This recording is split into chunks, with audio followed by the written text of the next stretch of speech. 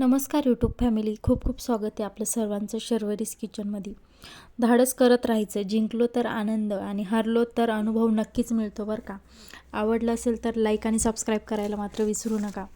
तर आज तुम्हाला बघून कळालंच असेल, आज मस्त असं आपल्याकडे पिठलं आणि भाकरीचा बेत होता. तर सासूबाई म्हटल्या की सकाळची भाजी तर काही छान झाली नव्हती म्हणे, जरा आळणी झाली.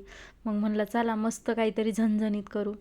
तर मग इथं मी म्हणजे मिरची मसाले तर होतेच सगळे, पण म्हणलं आज हे ना असं लाल मिरची वाटून मिक्सरला म्हणजे मस्त बारीक करून लसूण वगैरे छान करून तसं पिठलं करू म्हटलं, छान लागतं. कारण की आई करते ना गावाकडे, तर मस्त लागतं. म्हटलं चला आपण पण करून बघू.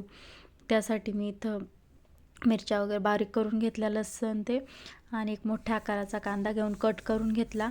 आणि हो, त्याच्यामध्ये केस नव्हता बरं का, ते दोरा पडला होता, त्याच्यामुळे मग तो काढून घेतला. आणि याच्यावर तव्यावर पण मी चपात्या आणि भाकरी आधीच केल्या होत्या, त्यामुळे तवा जरा खराब झाला होता. मग म्हणलं परत आता कुठे घासायचं, थंडी पण, आता थंडीचं तर पाण्यामध्ये हात घालू वाटत नाही. मग त्यामुळे तसाच ठेवला आणि त्याच्यात आपलं सगळं टाकून घेतलं, कांदा, टोमॅटो, मिरची आणि पिठलं मिक्स केलेलं ते टाकून घेतलं आणि झाकण ठेवून छान अशी मस्त वाफ काढून घेतली.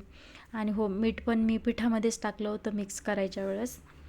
आणि कोथिंबीर टाकून छान असं वाफ काढून घेतली एक 10 मिनटं. त्यानंतर परत मिक्स केलं आणि परत झाकण ठेवून 5 मिनटं होऊ दिलं.